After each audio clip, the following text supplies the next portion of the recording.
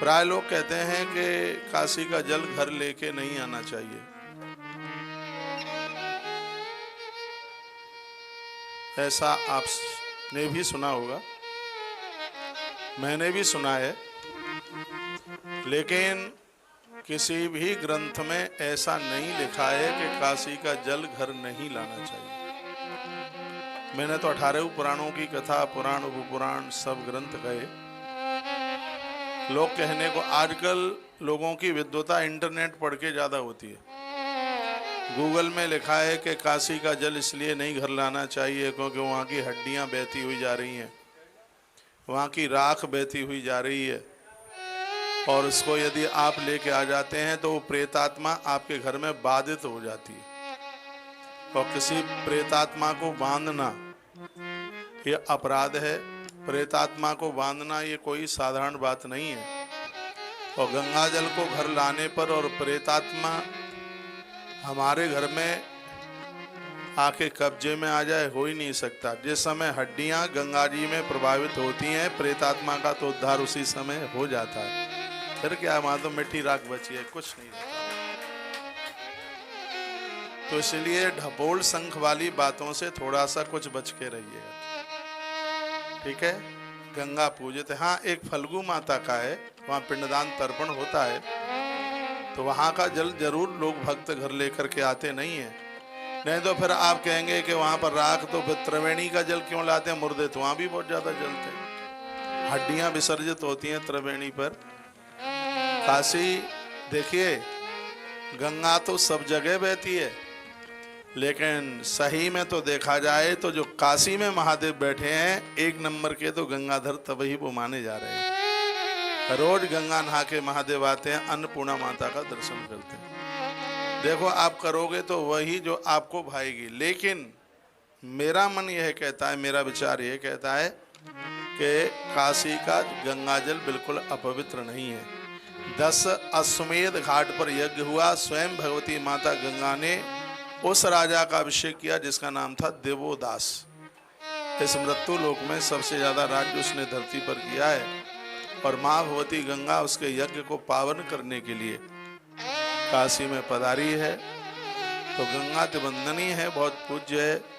भगीरथी गंगा के लिए ऐसे शब्द कह करके ऐसा लगता है कि हमने गंगा मैया का अपमान कर दिया है। गंगा बिल्कुल पूजित है, बिल्कुल वंदित है। और मैं आप कहना कहूँगा जो काशी में लोग रहते हैं, क्या वो गंगा जल अपने घर नहीं लाते होंगे कि वो हरिद्वार जाते होंगे गंगा जल लेने के लिए?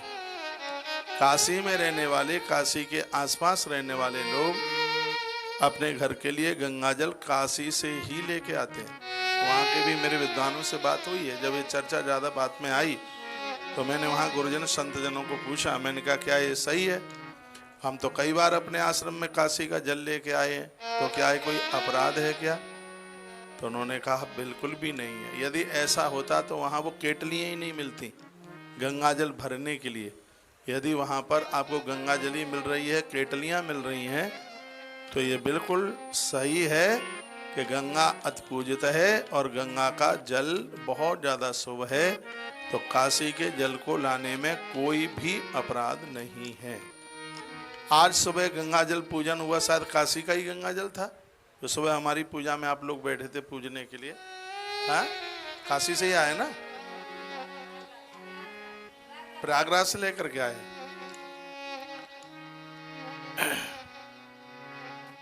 तो मैंने तो बिल्कुल पढ़ा नहीं है कहीं भी। हाँ, मैं यदि पढ़ लेता तो बहुत पहले ही मैं आपको बोल देता कि काशी का गंगा जल नहीं लाना चाहिए।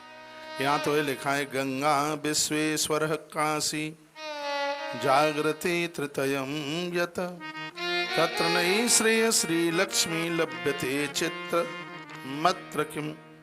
जहाँ गंगा, विश्वनाथ और अन्नपूर्णा, ये काशी में तीनों का सन्निधान है, वहाँ निश्रेयसी लक्ष्मी पारमार्थिक सिद्धि प्राप्ति के लिए वे बैठी है। जो काशी में पहुंचकर इन तीनों का दर्शन वंदन प्रणाम करते हैं, माँ लक्ष्मी उनके संग संग उनके घर तक पहुंच जाती है। तो विश्व हेतु में भगवान विश्वनाथ, विश्व हेतु में काशी में गंगा और माता अन्नपूर्णा, ये तीनों विराजित हैं। तस्माच्युतो विशुद्ध्यर्थम काशीनाथों समाश्रय। काशी खंड में इस बात का वर्णन किया कि चित्त की शुद्धि के लिए काशी लोगों को जाना चाहिए। वहाँ विश्वनाथ भगवान का पूजन करें, उनकी शरण में रह करके वह अपने अपराधों को नष्ट करें। मेरे सामने काशी खंड है, इससे बड़ा ग्रंथ काशी महात्म्य में अभी तक कोई है नहीं। मेरे सामने ये स्कंद पुराण का एक पूरा का पूरा भाग है। स्कंद पुराण के बहुत खंड हैं, जिसमें एक प्रवास खंड है, उसी में से एक खंड है काशी खंड। इसमें हर प्रकार से काशी के ही महात्म्य का वर्णन किया है। और 1 बजे तक मैं आपको ये कुछ बातें निवेदन कर रहा हूँ। ठीक 1 बजे मुझे निकलना है, क्योंकि कार्यक्रम तो आज का नासिक में था, लेकिन भाई मयूर शर्मा से बड़ी आत्मीयता है, उनकी बात को मैं तो नकार नहीं सका। सुबह 3 बजे पहुंच गया हूं, जब से पहुंचा हूं तब से आनंद ही हो रहा है। और ये कहने में बिल्कुल अतिशयोक्ति नहीं है कि बहुत वर्षों के बाद में आज मैं बहुत अच्छे से सो गया हूं, ठीक से सो गया। जैसे बिटिया को विदा करके लोग सो जाते हैं ना, ऐसी झपकी लगी, ऐसी नींद लगी। मुझे लगता है कि 31 साल में आज पहली बार मैं इतना लेट जागा हूँ। दुनिया जागती है उससे तो बहुत पहले जागा हूँ, लेकिन मैं अपने हिसाब से लेट जागा हूँ। ऐसी झपकी लग गई, पता ही नहीं लगा है कि टाइम कब निकल गया। एक तो पहुँचा ही, पहले तो आकर के सोचा था 3 साढ़े 3 बज गया था कि नहा धो लें, फिर मन ने गवाही नहीं दी तो थोड़ा सा लुढ़क लिए तो फिर लुढ़क ही लिए। बहुत अच्छा लगा है। 1 बजे यहाँ से हम निकलेंगे और नासिक में पहुँचे। वहाँ के आसपास जो भी लोग हैं कुछ अच्छा पंचवटी महात्म्य का वर्णन आज नासिक से सुना जाएगा। उससे पहले माइक तो ठीक नहीं है, पर भाई ज़्यादा ठीक है, इसलिए इसमें बोले ही लेते हैं। तो और भी यहाँ के जो आसपास के लोग हैं, आप 1 बजे तक आ सकते हैं, तो आप जरूर आइएगा और मेरे साथ जयकरा लगाइए। बोलो बांके बिहारी लाल की जय हो, बोलो शंकर भगवान की जय हो। तस्मा चेतो विशुद्ध्यर्थम काशीनाथम समाचरित तदा श्रेण नियतम सक्षीयन्ते मनोमला। जो अपने पापों को धोना चाहते हैं, जो अपने पापों को समाप्त करना चाहते हैं, अनजान में बहुत अपराध हो जाते हैं जिनकी हमें जानकारी भी नहीं होती, ऐसे लोगों को काशी की यात्रा जरूर करनी चाहिए। काशी हमारे संपूर्ण अपराधों को समाप्त कर देती है। यूं तो भगवान महादेव हर जगह विराजित हैं, लेकिन काशी में जो भगवान विश्वनाथ जगत के ऊपर कृपा कर रहे हैं, वह उनकी बहुत बड़ी अद्भुत कृपा है। गाया जाता है हर हर महादेव शंभो काशी विश्वनाथ गंगे। काशी विश्वनाथ गंगे, काशी अमरनाथ गंगे। जातु मासम न भोक्तव्य प्राणी कंठ गतैरपि भोक्तव्य तरि भोक्तव्यम सम्मांशेन तर्यशत। वर्णन किया गया है, कहा कि नरक से बचने के लिए काशी इस जीव का, मनुष्य का तो उद्धार कर ही देती है। काशी में यदि पशु पंछियों की भी मौत हो जाए तो वह भी कल्याण पाकर भगवान के धाम के लिए चले जाते हैं। काशी में जन्म लेने वाला वृक्ष टूट फूट करके गंगा जी में गिरता है, खत्म होता है, तो वह भी वृक्ष से मनुष्य बनने का अधिकार प्राप्त कर लेता है। यह काशी की बहुत बड़ी महिमा है अपने आप में। कहा जाता है व्यक्ति को धन न हो काशी जाने के लिए तो अपने आप को कहीं बेच करके 1 2 साल 6 महीने के लिए अपनी बिक्री कर दे। कह दे कि मैं 6 महीने के लिए भैया तुम्हारे यहाँ बिक गया हूँ, और जब तुम मुझे मुक्त करो तो मुझे इतना पैसा दे देना। उस पैसे से काशी चले जाना, काशी में रह लेना। 1 जन्म के नहीं, अनेकानेक जन्म के अपराध समाप्त हो जाएंगे। यह है काशी की बहुत बड़ी महिमा। वर्णन यह भी किया गया है कि काशी में हिंसक पशु पंछी भी अपना स्वभाव भूल जाते हैं। काशी में रहने वाला हिंसक पशु भी मांस खाना बंद कर देता है, लोगों को मारना बंद कर देता है। राम जी की कथा में आता है कि राम जी दंडकारण्य वन में थे तो बिच्छू डंक मारना भूल गए। सर्प फण मारना भूल गए। अच्छे लोगों के दर्शन का इतना बड़ा असर है, इतना बड़ा असर है अच्छे लोगों का, अच्छे महानुभावों का, जिनका सानिध्य पा करके व्यक्ति एकदम बिल्कुल सुधर जाता है। काशी में सगरे जीव जंतु एक ही घाट पर पानी पीते हैं, किसी के अंदर बैर भाव नहीं है। मैं कहूँगा काशी महात्म्य की तो कथा आप सुन ही रहे हैं, लेकिन अपने घर को भी काशी बनाइए। 3 चीजें घरों में होनी चाहिए, एक है काशी, एक है अयोध्या और एक है वृंदावन। 3, ये तीनों तुम्हारे घर कैसे आ जाएंगे? जब 3 बातें आपके जीवन में प्रकट हो जाएंगी। क्या क्या? सत्य, प्रेम और करुणा। और थोड़ा बजाइए। सत्य, प्रेम और करुणा। अयोध्या सत्य की भूमि है, वृंदावन प्रेम की भूमि है और काशी करुणा की भूमि है। आपका घर काशी बन जाएगा। घर के एक एक लोगों के ऊपर दया कीजिए, उनके दुख को अपना दुख समझिए, करुणा का सावन बरसाइए। काशी में महादेव रहते हैं और महादेव करुणा के अवतार है। कर्पूर गौरम करुणावतारम, जो करुणा शब्द है वो महादेव के रूप में छलकता है। बस यहाँ से तुम काशी महात्म्य सुन करके चले जाओ और जीवन को काशी में न बना पाओ तो वह भी तो ठीक नहीं है। काशी एक प्रकाशित विद्या का नाम है। काशी अज्ञान के खंडर को, अज्ञान को समाप्त कर देती है, उसे खंड खंड कर दे, ऐसे परम प्रकाश का नाम काशी है। काशी अज्ञान को समाप्त कर देती है। काशी हमारे अकाल को समाप्त करती है, अकाल मृत्यु से हमें बचाती है, ऐसी काशी है। पठन्ति सार कासारम सुख संबोधयत्पयो अपार वार सम्मार सिंधु पार ग्रह शिवा। कहा गया है काशी में पंछी भी वेद पढ़ते हैं, मनुष्यों की बात छोड़िए। काशी में पंछी भी सुख सार का भी वेद पढ़ते हैं। ये महात्म काशी काए कलकंठ किलोत्कंठम मंजू गुंजत कुंजगा। वहाँ के भौरे भ्रमण पंच पंछी सबको इतनी विज्ञता है, वो अनविज्ञ नहीं है। उनको इतनी समझदारी है, किसी न किसी रूप में वह भी विश्वनाथ के मंदिर के गुम्मट पर बैठ करके वो भी अपना कल्याण कर रहे हैं। ऐसे काशी के बाबा विश्वनाथ हैं। ध्यानस्तस्रोसन्ति मुनि पारावत्ते पिवर्यति। ऐसा लगता है कि यहाँ के जो जीव जानवर हैं पता नहीं पहले जन्म के कोई मुनि है क्या। मनुष्य होते तो इतना नहीं कर पाते कुछ, लेकिन ऐसा लगता है कि पूर्व के कोई मुनि हैं, कोई गलती हो गई है इसलिए काशी के वृक्ष बन गए हैं। कोई देखिए तीर्थों में जितने भी पेड़ हैं ये पूर्व के मुनि हैं। भगवान प्रसन्न हो गए थे, भगवान ने कहा था मांगो क्या चाहिए, तो साधुओं ने कहा कि हम वृक्ष बनना चाहते हैं तुम्हारे तीर्थ का। पेड़ क्यों बनना चाहते हो? पेड़ इसलिए बनना हम चाहते क्योंकि इंसान बनेंगे तो धोखे से कभी तीर्थ से अलग चले जाएंगे, यदि वृक्ष बनेंगे तो हमेशा हमेशा के लिए वहीं गड़े रहेंगे। इसलिए अपने यहाँ का, अपने तीर्थ का हमें वृक्ष बना दीजिए। तो संतों ने तपस्या करके भगवान से वृक्ष बनने का वरदान मांगा। इसलिए तीर्थों में जितने भी ये वृक्ष हैं वो सब महात्मा हैं।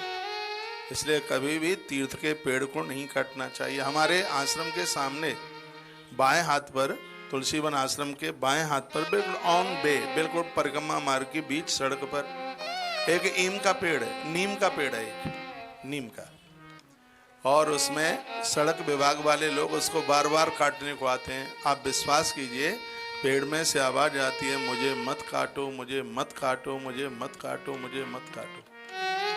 उन्होंने इसको सुना है, ये प्रत्यक्ष घटना है, और वो पेड़ आज तक नहीं कटा है। 20 साल हो गए हैं उसको काटने की व्यवस्था करते करते। और आनंद की बात यह है कि आज तक उससे कोई वाहन नहीं टकराया। बिल्कुल बीचा बीच में परिक्रमा मार्ग में उसने कभी किसी को नुकसान नहीं पहुंचाया। उसमें से आवाज आती है मुझे मत काटो। क्यों आवाज आती है? क्यों पूर्व का कोई तीर्थ है ना, वो पूर्व का कोई ऋषि है, इसलिए। तो तीर्थ में कभी वृक्ष को नुकसान मत पहुंचाइए। उसमें अपने धुले हुए कपड़े भी बिल्कुल भी मत उनके ऊपर सुखाइए।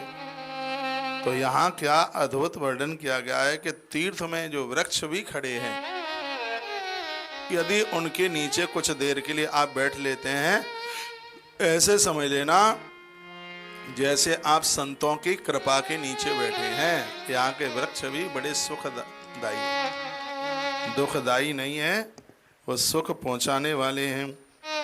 तो वर्णन करते हैं कि यहाँ पर एक महात्मा रहते हैं जिनका नाम है अगस्त महात्मा।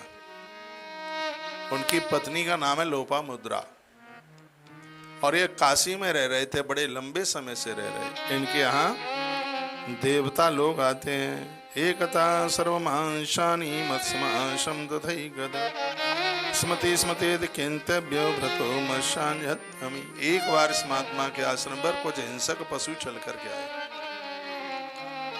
कुछ दिनों तक महात्मा का सानिध्य मिला। इस ग्रंथ में लिखा है कि पशुओं ने हिंसा करना बंद कर दिया, सांपों ने फण मारना बंद कर दिया। महात्मा अगस्त के दरवाजे पर नित्य महात्मा तो आते ही हैं, लेकिन स्वयं ईश्वर चल करके आता है। ये काशी में रहते हैं। लिखा है, वर्णन किया कि इनके यहाँ सुख सारिका जो वेद का पाठ करते हैं पंछी हैं। लिखा है पठंती सारिका सारम सुख संबोधन यत्तयो। सारिका क्या कहती है अपने पति से? सुख से, सुख की क्या कहती है कि हमने पता नहीं पहले जन्म में कौन सा अपराध कर दिया है कि हम पंछी बन गए। ऐसा कोई पुण्य है कि हम काशी में रह रहे हैं, लेकिन हमने जो अपने गुरुजी के मुख से वेदों का मंत्र जो सुना है, इसी से हमारा कल्याण हो जाएगा। और वो रोजाना उस मंत्र को सुनते सुनते एक दिन महात्मा की दीवार के ऊपर से नीचे लुढ़क गए, पेड़ टूट के ऊपर से गिरा, भगवान के दिव्य विमान पर बैठ करके भगवान के धाम के लिए चले गए। ये काशी का महात्म्य है। काशी में जान अनजान कैसे भी व्यक्ति की मृत्यु होती है, तो काशीनाथ बाबा विश्वनाथ उनका कल्याण कर देते, उनको आनंद कर देते हैं। काशी का महात्म्य है। काशी में जो भी कोई मरता है तो उसका उद्धार ही होता है। बर में ते पक्षी मृगा पशवका शिववासिना हे सामने पुनरावृत्ति न देवाना पुनर्भवा। काशी में मरने वाले व्यक्ति का पुनर्जन्म नहीं होता, वो भगवान का पार्षद बन के खड़ा हो जाता है और लंबे समय तक वो भगवान का पार्षद बन के रहता है। फिर कभी भगवान पूछते हैं कि तेरी इच्छा क्या है, तब वो कहता है कि मृत्यु लोक में जाके काशी में आपके स्वरूप विश्वनाथ का दर्शन करना चाहता हूँ, इसलिए आप मुझे धरती पर जन्म दे दें।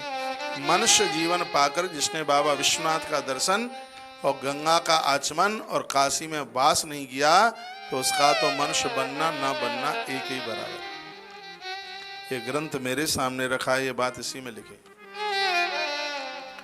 मनुष्य जीवन पाकर के जो काशी नहीं गया और बाबा विश्वनाथ का दर्शन ही नहीं किया, उसका जन्म लेना न लेना ये तो एक ही बराबर है।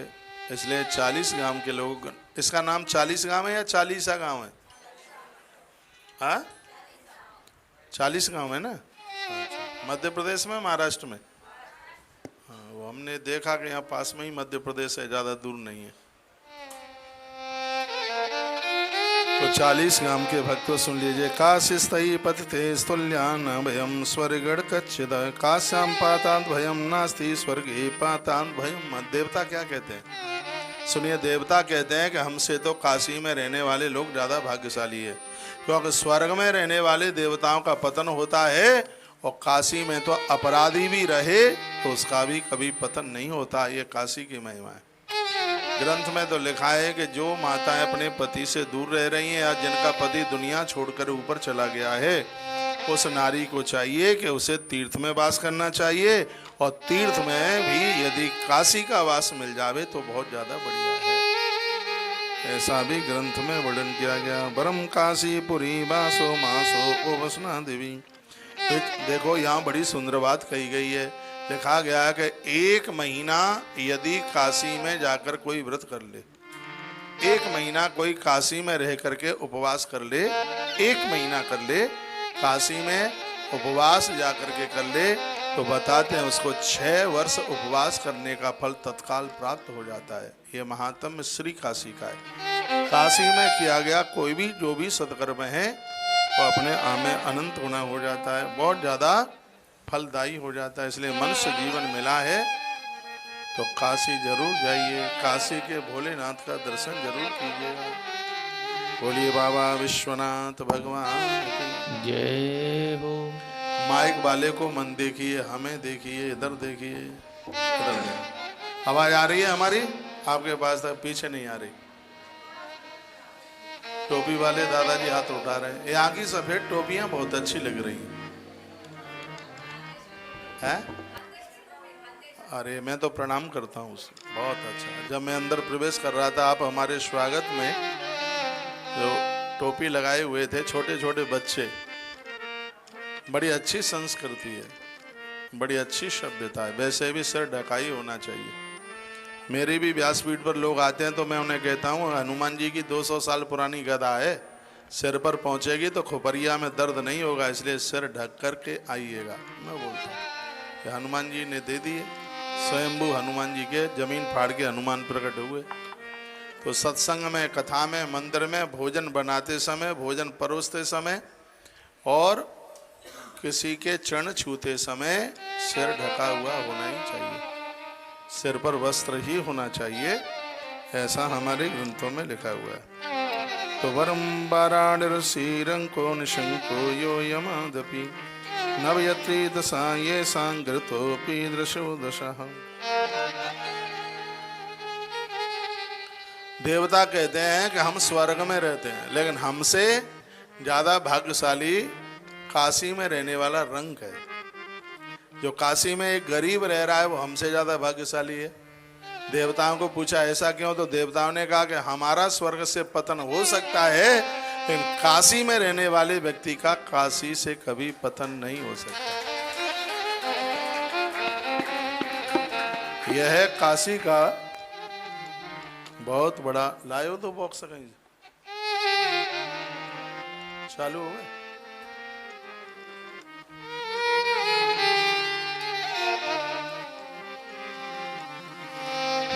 काशी में कोई एक महीना व्रत कर लेता है, उसको 6 साल का उपवास करने का फल प्राप्त होता है। बड़ी अच्छी बात कही।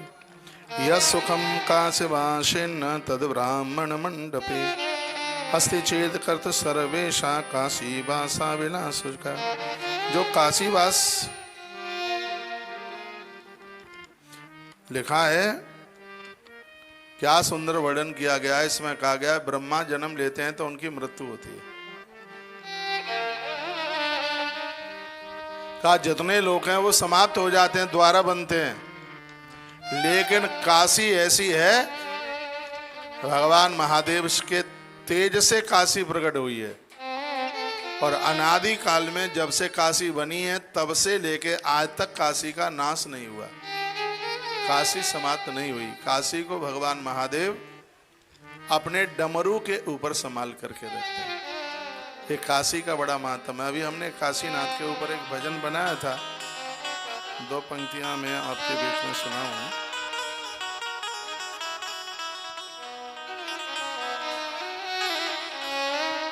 एक तो इतने भजन बन गए हैं, जब ढूंढते हैं तो मिलते नहीं, और वैसे डायरी करो तो आगे ही धरे रहते हैं।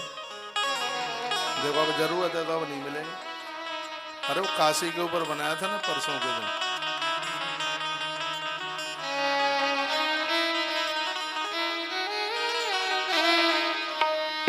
अब पोहा खा के बैठे हैं, सो क्यों रहे हैं, जाग जाइए। पोहा खाने से ही नींद आती है।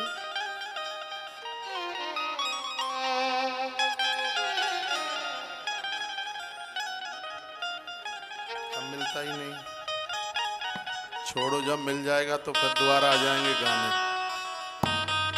तो शुक्ल पक्षे यथा चंद्र कलया कलयध्यते, जैसे शुक्ल पक्ष में चंद्रमा चमकता है, उसी प्रकार से काशी में रहने वाले भक्तों का तेज भी ऐसे ही चमकता है।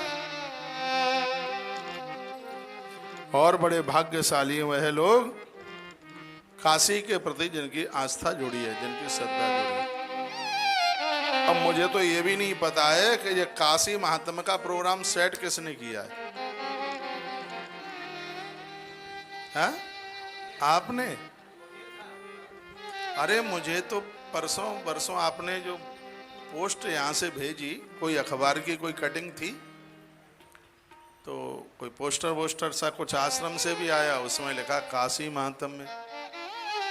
तो हमने कहा कम से कम है बता दिया तो करो कि हमें आगे का कौन सा कार्यक्रम करना है, कौन सा प्रोग्राम करना है। ठीक है, मैं तो 2.5 कुंटल किताबें लेके चलता हूँ, और किताब ना हो तो फिर काशी महात्म्य कहाँ से बोला जाएगा? है काशी की महिमा। वैसे तो भगवान की बड़ी कृपा है, किताब नहीं होगी तो भी काशी महात्म्य हो जाएगा, पर ग्रंथ रख करके ये सिद्ध हो जाता है कि हम प्रमाणित बातें कह रहे हैं, तो जिससे लोग उसके ऊपर बहुत ज़्यादा विश्वास करते हैं। तो दीदी हम आपका बहुत धन्यवाद करते हैं, इसलिए क्योंकि काशी महात्म्य का चुनाव आपने किया। काशी जगह अच्छा ठीक किए आप, अच्छा किए आप, बढ़िया करे।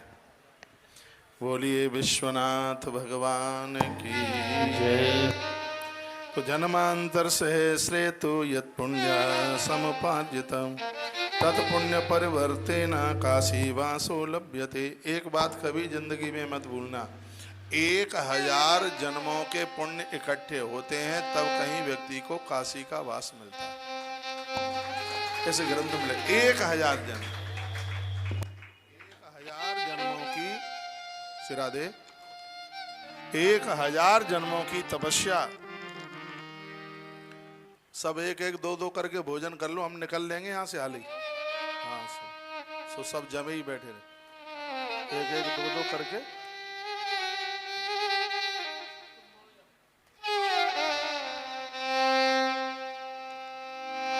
कोई सबसे ज्यादा भूखा है, ये गाड़ी में खा लेंगे, पैक करवा देना, ये तो खाते ही रह जाओ भैया, गाड़ी में ही खा लेंगे, पैक कर लेंगे।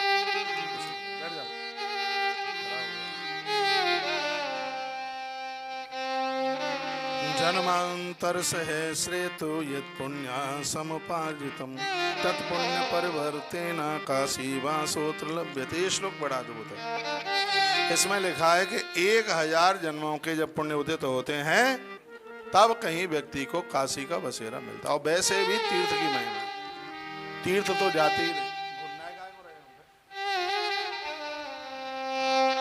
भगवान कहाँ मिलेंगे, शांति कहाँ मिलेगी, भक्ति कहाँ मिलेगी? वर्णन है हमारे ग्रंथों में, चरण राम तीरथ चल जाए, चरण राम तीरथ चल जाए, राम बसहो तेन मन चरण राम तीरथ चल जाए, चरण राम तीरथ चल जाए, राम बसो तेन के मन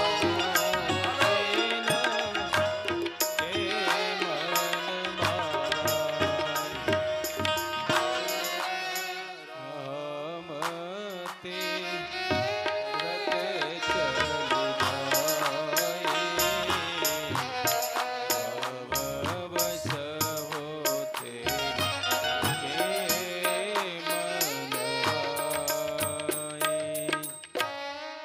जिनके चरण तीर्थ यात्रा में जाते हैं भगवान उनके हृदय में जाके विराजित हो जाते हैं। तो साल में कुछ समय निकाल करके तीर्थों में जाते रहिए। जो काशी जैसे तीर्थ में जाते हैं तो अश्वमेधादि को धर्म तस्वाक्षस्तपदे,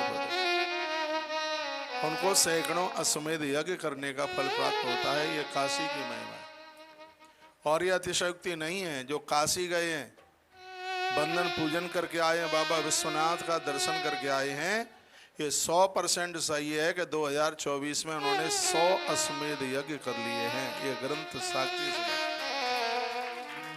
100 अश्वमेध यज्ञ जो काशी गए हैं, इतना पुण्य उन्होंने प्राप्त कर लिया है।